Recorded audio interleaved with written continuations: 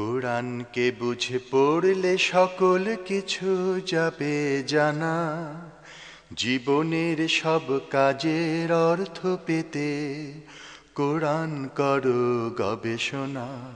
কোরআনকে বুঝে পড়লে সকল কিছু যাবে জানা, জীবনের সব কাজের অর্থ পেতে কোরআন করো গবেষণা।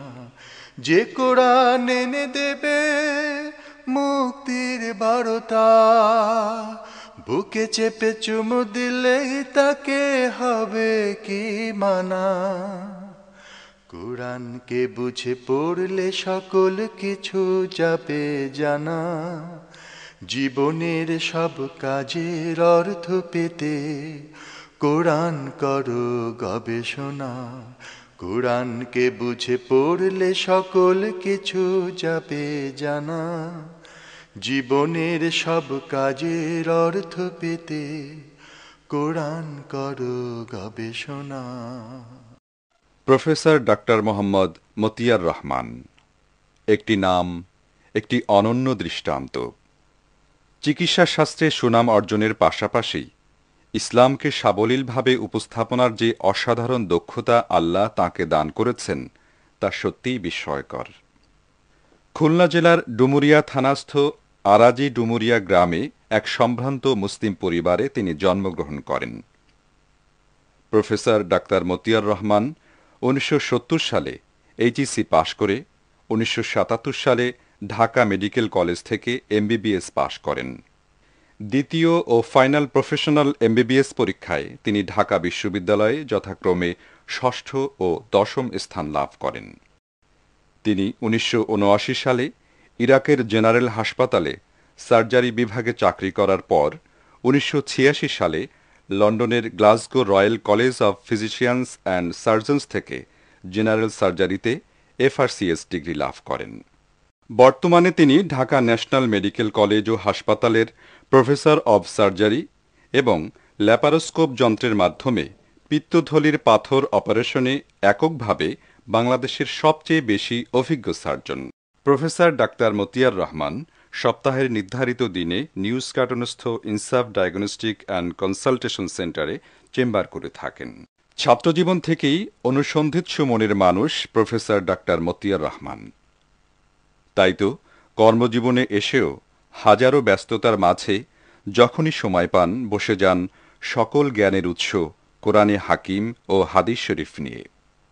আমাদের সমাজে ইসলামের নামে প্রচলিত নানা অসঙ্গতি ও ভ্রান্ত ধারণা দেখে জ্ঞান পিপাসু এই মানুষটি কোরআন হাদিস ও সঠিক আকলের সমন্বয়ে চালিয়ে যান গবেষণা কর্ম। একে একে রচনা করেছেন 23টি মূল্যবান গ্রন্থ। শুধু গ্রন্থ রচনা করেই তিনি ক্ষান্ত হননি, সংশ্লিষ্ট বিষয়ের উপরে তিনি শুরু করেন নিয়মিত সেমিনার। এসব সেমিনারে গবেষণালব্ধ বিভিন্ন বিষয়গুলো একে একে তুলে আনেন দর্শক শ্রোতাদের সামনে। শুধু দর্শক, কোরআন রিসার্চ ফাউন্ডেশন প্রযোজিত ও স্পন্দন অডিও ভিজুয়াল সেন্টার পরিবেশিত বিবেক বুদ্ধি ইসলামী জ্ঞানের উৎস নয় কি আমাদের আজকের বিষয়। চলুন উপভোগ করি। আমাদের আজকের আলোচ্য বিষয় বিবেক বুদ্ধি ইসলামী জ্ঞানের উৎস নয় কি। অত্যন্ত গুরুত্বপূর্ণ এই বিষয়ের উপরে আলোচনা রাখবেন, যার পরিচয় দেওয়ার নতুন করে কিছু নেই, আপনারা সবাই চেনেন জানেন। নাহমাদুহু ওয়া নুসাল্লি আলা রাসূলিল কারীম। আউযু বিল্লাহি মিনাশ শাইতানির রাজীম। বিসমিল্লাহির রহমানির রহিম। প্রাণপ্রিয় অনুষ্ঠান কোরআনিয়ার 94তম অনুষ্ঠানের আজকের এই সম্মানিত পরিচালক, উপস্থিত সুধীবৃন্দ, আসসালামু আলাইকুম ওয়া রাহমাতুল্লাহি ওয়া বারাকাতুহু।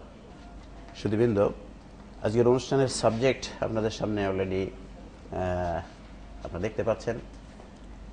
বিবেক বুদ্ধি ইসলামী জ্ঞানের উৎস নয় কি? Definitely it's a very important subject. Source of information of Islam.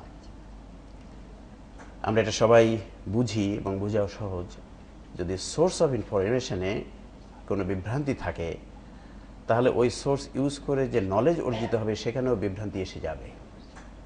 That's why আমরা এই সাবজেক্টকে সিলেক্ট করেছি।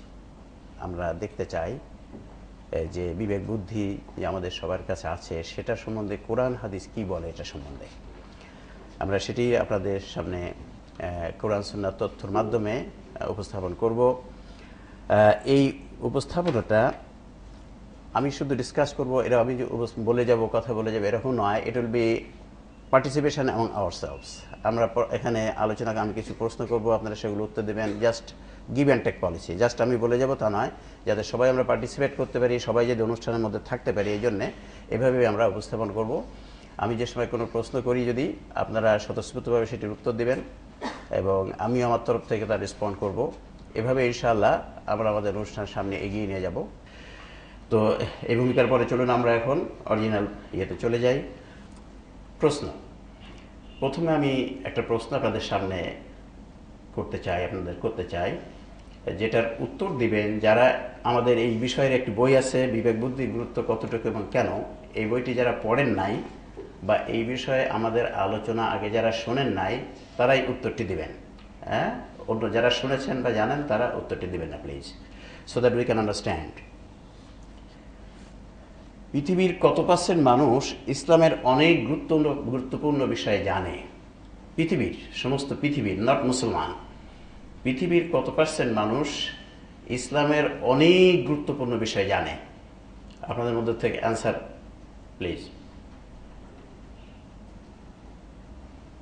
ইয়েস, যে প্লিজ। হ্যাঁ, পয়েন্ট সামথিং।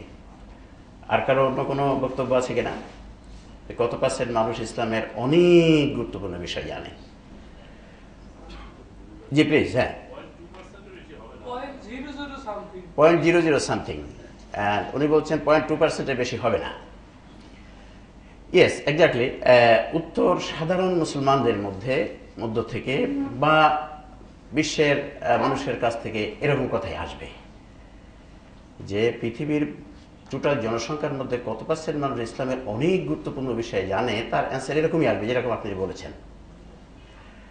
এই প্রশ্নটার অ্যান্সার কি হবে সেটা আমি এখন দিব না। At the end of our discussion, the answer will be very much obvious.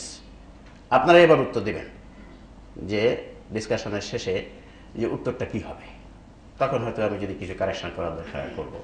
So ডিসকাশনটা শেষ করার পরে আপনারা আবার কি উত্তর দিবেন সেটাও আমরা দেখবো ইনশাআল্লাহ। তাহলে আমরা টোটাল এফেক্ট অফ দ্য অনুষ্ঠান বুঝতে পারবো যে কি হলো, এখানে আমরা কি আলোচনা হলো, কি তথ্য আসলো, সেটা কতদূর গ্রহণযোগ্য হলো কিনা এটা বোঝা যাবে।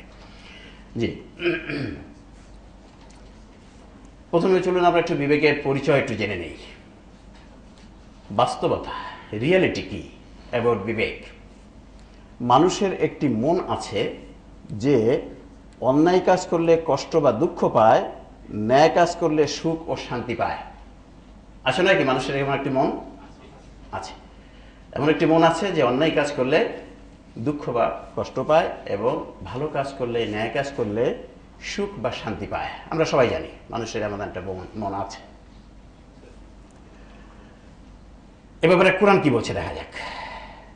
কোরআনের ব্যাপারে কি বলছে? কোরআন বলছে, আউযু বিল্লাহি মিনাশ শাইতানির রাজিম, বিসমিল্লাহির রহমানির রহিম, সূরা আশ-শামসের 7 থেকে 10 নম্বর আয়াত।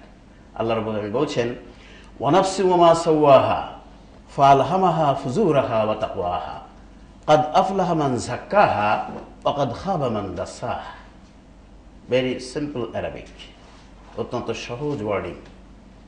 আল কোরআনের ইম্পর্টেন্ট যে বিশেষ আয়াতগুলো বা মুকামাত আয়াতগুলো আল্লাহ অত্যন্ত সহজ ল্যাঙ্গুয়েজ ইউজ করেছেন, ভাষাটা খুব সহজ ইউজ করেছেন। অর্থ হচ্ছে কি, এবং শপথ মানুষের মনের এবং সেই সত্তার যিনি তাকে সঠিক গঠনে সৃষ্টি করেছেন, অতঃপর ইলহামের মাধ্যমে তাকে পাপ তথা ভুল ও সৎ তথা সঠিক কাজের জ্ঞান দিয়েছেন। যে তাকে উৎকর্ষিত করলো সে সফল কাম হলো, আর যে তাকে অবদমিত করলো সে ব্যর্থ হলো। আল্লাহ রাব্বুল আলামিন বলছেন, তিনি রব্বুল আলামিন, তিনি সকল মানুষকে একটি মন দিয়েছেন জন্মগতভাবে, সৃষ্টিগতভাবে।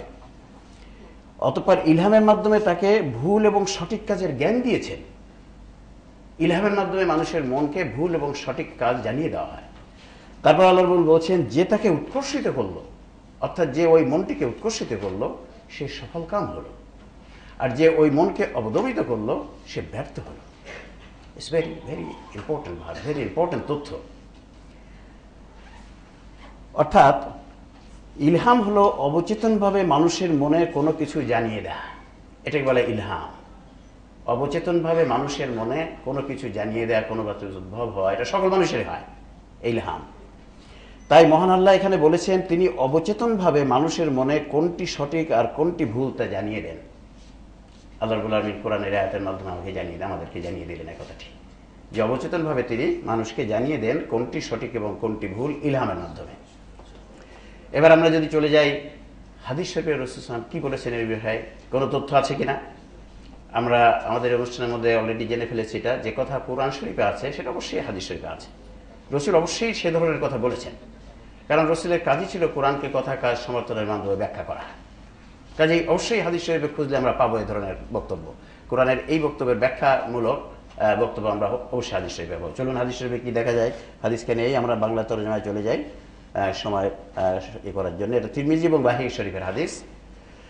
রাসূল সাল্লাল্লাহু আলাইহি ওয়াসাল্লাম ওয়াবেস রাদিয়াল্লাহু আনহুকে জিজ্ঞেস করলেন, তুমি কি নেকি এবং পাপ সম্বন্ধে জিজ্ঞেস করতে এসেছো? সে বলল হ্যাঁ। অতঃপর তিনি আঙ্গুলগুলো একাত্র করে নিজের হাত বুকে মারলেন এবং বললেন, নিজের নফস এবং অন্তরের নিকট উত্তর জিজ্ঞাসা করো। কথাটি তিনি 3 বার বললেন। অতঃপর বললেন, যে বিষয়ে তোমার নফস ও অন্তর স্বস্তি ও প্রশান্তি লাভ করে তাই নেকি, আর পাপ হলো সেটি যা তোমার মনে সন্দেহ, সংশয়, খুঁতখুঁত, অস্বস্তি সৃষ্টি করে। যদিও মানুষ তোমাকে সে ব্যাপারে ফতোয়া দেয়। কি সুন্দর কথা।